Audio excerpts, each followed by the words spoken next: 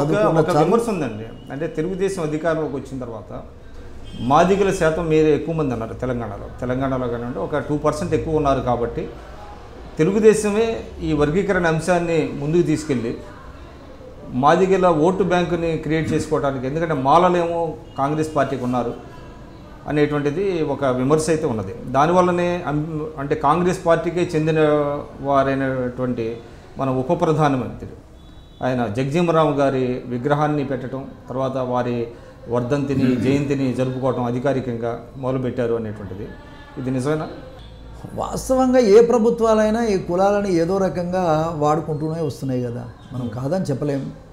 కాకపోతే ఏంటంటే చిత్తశుద్ధితో పనిచేయాల్సినటువంటి అవసరం ఉంది. ప్రభుత్వాలు చిత్తశుద్ధితో పనిచేయాలి. 59 కులాలకు న్యాయం చేయాలి. 59 కులాలకు న్యాయం చేసేటువంటి చట్టాలు తీసుకురావాలి. దీనికోసం కూడా ప్రభుత్వాలు పనిచేయాల్సినటువంటి అవసరం ఉంది. ఆ విధంగా ఏ ప్రభుత్వం కూడా పనిచేయటం లేదు. అంటే ఇప్పుడు ఈ వర్గీకరణ జరుగుద్దంటారా? అంటే నియర్ ఫ్యూచర్లో వర్గీకరణ 20 సంవత్సరాల నుంచి కృష్ణమాది గారు చాలా అగ్రెసివ్గా పోరాడుతున్నారు. ఇటీవల కాలం అయితే కేంద్రం వరకు తీసుకెళ్లారు ఇష్యూని. ఆల్మోస్ట్ వెంకయ్యనాయుడు గారు కూడా దాన్ని సపోర్ట్ చేశారు, బీజేపీ సపోర్ట్ వచ్చింది. వర్గీకరణ జరిగే అవకాశం ఉందంటారా? వర్గీకరణ జరగాలంటే అసలు కాన్స్టిట్యూషన్లో అమెండ్మెంట్ తీసుకురావాలి. ఈ అమెండ్మెంట్ తీసుకురావాలంటే కేంద్ర ప్రభుత్వం చేయాలి. కేంద్ర ప్రభుత్వం చేయాలంటే రాష్ట్రాల ముఖ్యమంత్రులు అడగాలి. ముఖ్యమంత్రులు అడగగలిగితే అది సాధ్యమే. అందులో కూడా ఏంది సార్ అంటే అమెండ్మెంట్ కూడా ఇట్లా తీసుకురావాలంటే అధికారాలు రాష్ట్రాలకు ఇచ్చేయాలి. మీరు ఇవ్వాలనుకుంటే ఇవ్వండి, లేకపోతే లేదు, అది మీ ఇష్టం. అంటే అక్కడ జనాభా దామాష ప్రకారం కానీ, లేదంటే వాళ్ళ రాష్ట్రాల ఇంట్రెస్ట్ ప్రకారం. సపోజ్ ఆ రాష్ట్రంలో చేయాలనుకుంటే చేసుకోండి, మీరు వద్దనుకుంటే ఊకుండి అనే పద్ధతిలో చట్టం కనుక రాగలిగితే, అమెండ్మెంట్ రాగలిగితే అది దానివల్ల అందరికీ మేలవుతుంది. భారతదేశం మొత్తం కూడా ఎవరు చేయాలనుకుంటే వాళ్ళు చేసుకుంటారు, ఎవరు వద్దనుకుంటే ఊరుకుంటారు. అప్పుడు కేంద్ర ప్రభుత్వం మీద కూడా ఏ రకమైన అపవాదు రాదు. అది రాష్ట్రాలకే జరుగుతుందంటారా? ఇది జరుగుతుంది సార్. కేంద్రంలో కూడా జరుగుతుంది, రాష్ట్రాల్లో కూడా జరుగుతుంది. ముఖ్యంగా ముఖ్యమంత్రులు పట్టుబట్టి చేయగలిగితే కొంత చలనం వస్తుంది. కానీ రాజకీయాలతో ముడిపడిన అంశం కాబట్టి ఎవరు కూడా ఈడ కాగితం అసెంబ్లీలో పాస్ చేయటం, ఏది రెజల్యూషన్ ఆడికి పంపడం, కథం చేతులు దులుపుకోవటం, మేము పంపించినాం కదా వాళ్ళు చేస్తలేరంటే అది అయ్యే పని కాదు. ఇప్పుడు ఆంధ్రప్రదేశ్లో మీ పార్టీ అధికారం ఉంది, అక్కడ మాత్రం మళ్ళీ రెజల్యూషన్ చేయడానికి ప్రభుత్వం వెనకాడుతున్నది అనేటువంటిది ఒక అభిప్రాయం కూడా ఉంది.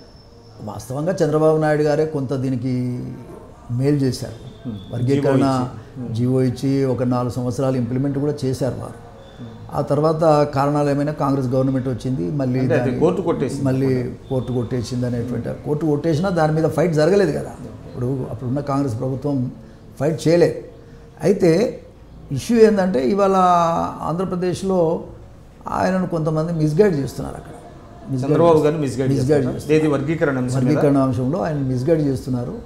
ఆ మిస్గైడ్ చేయటం వల్ల ఎందుకో వారు కొద్దిగా వెనుకడుగు వేశారు. అది సరే, ఏదో ఒక రోజు ఆయన గతంలో కూడా చేశాడు కాబట్టి తప్పకుండా ఆ విషయంలో ఆలోచిస్తాడనే నమ్మకం నాకు ఉంది. ఇటీవల కృష్ణమాది గారి సభలకు కూడా అనుమతి ఇవ్వకపోవటం, ఇటువంటివన్నీ జరుగుతున్నాయి. అదే అంటున్నా కదా, ముఖ్యమంత్రి గారిని కొంతమంది మిస్గైడ్ చేస్తున్నారు. అది సరి అయింది కాదు. డెమోక్రసీలో ఎవరైనా మీటింగ్ పెట్టుకుంటారు, వాళ్ళ నిరసనలు తెలియజేస్తారు. ప్రభుత్వ దృష్టికి తీసుకురావటమే కదా ప్రజాస్వామ్యం అంటే. మీరు పాలిట్ బ్యూరోలో కూడా మెంబర్ కదా, మీరు ఎప్పుడు చంద్రబాబు గారి దృష్టికి తీసుకెళ్ళలేదు? నేను చాలాసార్లు తీసుకెళ్ళాను, చాలాసార్లు తీసుకొచ్చాను, అడిగాను. సరే, ఇక్కడ పరిస్థితులు ఇట్లున్నాయి నరసింహులు, కొద్దిగా ఆలోచన చేద్దామనేటువంటి అభిప్రాయాన్ని వారు చెప్తూ వచ్చారు. ఎందుకంటే అక్కడ మాలలు ఎక్కువ ఉన్నారు. రెండోది అక్కడుండే ప్రజాప్రతినిధులు చంద్రబాబు నాయుడు గారి దగ్గరికి వెళ్ళి ఇప్పుడు ఈ సందర్భంలో ఇది అవసరం లేదని చెప్పటం. ఒకసారి రిజల్యూషన్ చేశారు కాబట్టి అవసరంలో గతంలో కూడా ఒకసారి కాదు 2-3 సార్లు చేశారు. 2 సార్లు చేసినట్టుంది మా పార్టీ. అయినా ఆయన ఇదివరకు చేశాం కదా, మళ్ళీ మనం మన చేతిలో కూడా ఏం లేదు కదనే ఒక అభిప్రాయాన్ని కూడా వారు. కానీ దానివల్ల మాదిగల చాలా వ్యతిరేకిస్తున్నారు తెలుగుదేశం పార్టీని ఆంధ్రాలో అనేటువంటిది కూడా మీ దృష్టికి వచ్చిందా? సహజంగానే ఇప్పుడు ఎవరైనా ఒక కాజు కోసం మనం పోయినప్పుడు కాదన్నప్పుడు ఎవరైనా బాధపడతారు. మా దగ్గర కూడా బాధపడుతున్నారు అనేటువంటిది దాంట్లో సందేహం ఏం లేదు. కానీ చంద్రబాబు నాయుడు గారు తప్పకుండా ఈ విషయం ఏదో ఒక రోజు ఆలోచిస్తాడనేటువంటి అభిప్రాయం నాకున్నది. సరే సార్, అవన్నీ ఇదంతా మనం ఒక చరిత్రలాగా చెప్పుకున్నాము. ప్రజెంట్ డే పాలిటిక్స్కి వస్తే అంటే ముఖ్యంగా 2 రాష్ట్రాలు విడిపోయిన తర్వాత తెలంగాణలో తెలుగుదేశం పార్టీ పరిస్థితి ఎలా ఉందంటారు? ఇక ఒక మాటలో చెప్పాలంటే సార్, మా పార్టీ మా నాయకుడు వాస్తవంగా అక్కడ డివిజన్ అయిపోయిన తర్వాత అక్కడ ప్రజలు గెలిపించారు, ముఖ్యమంత్రిగా పనిచేయాలి కాబట్టి అక్కడ నిధులు లేవు, పరిస్థితులన్నీ చాలా ఇబ్బందికరమైనటువంటి పరిస్థితులు ఉన్నాయి కాబట్టి అక్కడి వరకే పరిమితమై ఈ 3 సంవత్సరాలుగా వారు పనిచేస్తున్నారు.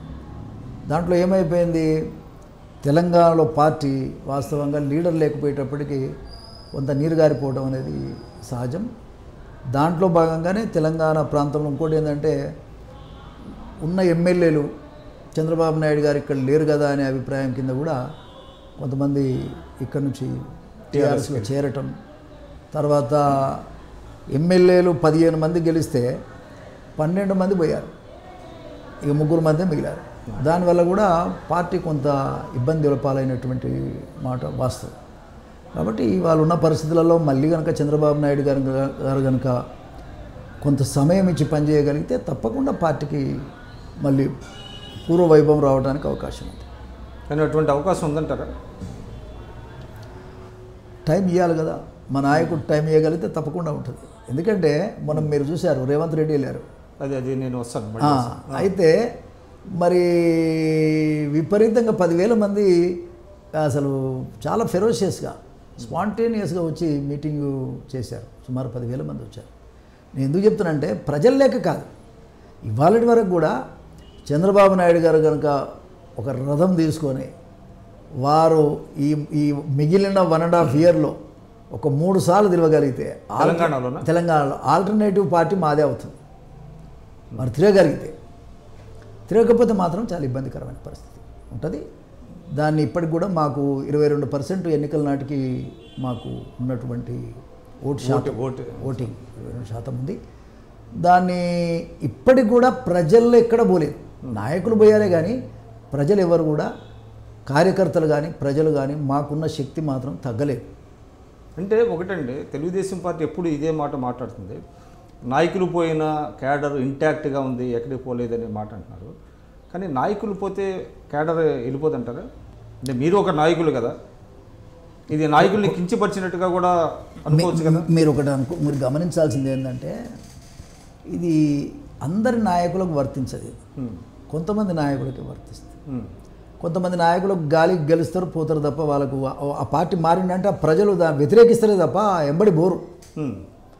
ఏ లీడర్ పోయినా కూడా కొద్దిమంది ఒక 2% 3% ఉంటారేమో కానీ మిగతా వాళ్ళంతా కూడా గాలికి వచ్చి గాలికి పోయేటోళ్ళే, నాయకులతో వెళ్ళరు. వాళ్ళు ఒకవేళ పార్టీ మారితే, ఎందుకంటే ఇతను వెళితే వెళ్ళొచ్చు కానీ కింద కొట్లాడి గెలిపిస్తారు కదా వాళ్ళు, అవతల పార్టీ వాళ్ళతో పోరాటం చేసి కొట్లాడి వాళ్ళు ఓటేయిస్తారు వాళ్ళు.